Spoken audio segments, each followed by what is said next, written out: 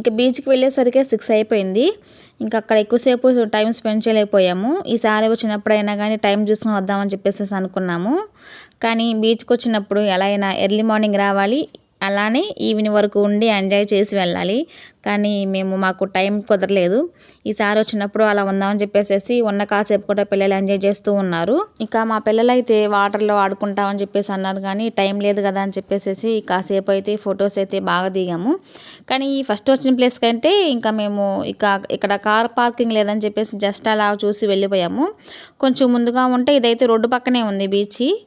మరి ఇంకొకసారి అయితే రుషికొండ బీచ్ అంట. అది అయితే నాకు చూడంగానే చాలా బాగుంది. మనకి ఫొటోస్ కానీ చాలా మంచిగా వచ్చినాయి.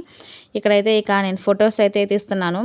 ఎలాగో పిల్లలు ఆడుకోవడానికి టైం లేదని చెప్పేసి ఎక్కువైతే చాలా మంచిగా ఫొటోస్ అయితే చాలా తీసుకున్నాము. ఆల్రెడీ మేము బీచ్కి చాలాసార్లు వెళ్ళాము. కానీ ఇక్కడ ఉన్న బీచ్ అయితే వైజాగ్ బీచ్ అంటే అదొక స్పెషల్ అని చెప్పేసి అనుకుంటాం కదా. ఈ బీచ్లో ఉన్నంతసేపు మా పిల్లలు, మా బావ అయితే జులాయి సినిమాని తలుచుకుంటూనే ఉన్నారు. ఇక ఆ సినిమాలో లాస్ట్ సీన్లో అల్లు అర్జున్ కానీ హెలికాప్టర్లో ఎక్కి వెళ్తూ ఉంటాడు కదా.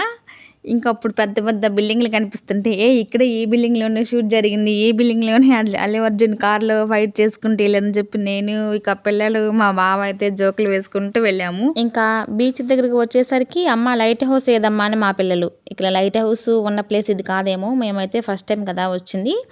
ఇక లైట్ హౌస్ వేరే చోట ఉండదేమని చెప్పేసి అనుకున్నాము.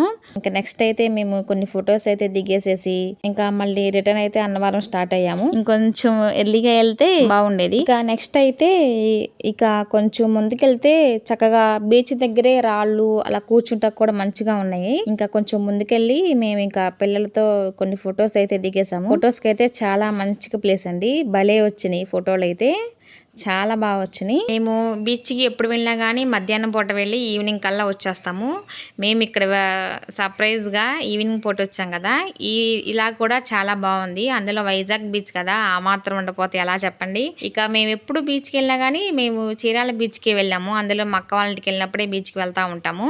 ఇక బీచ్లో ఓన్లీ వాటర్ మాత్రమే చూస్తాం కానీ ఇలా వాటరు, ఇలా రాళ్ళు, కొండలు ఎప్పుడు చూడలేదు. ఇది కూడా చాలా బాగుంది.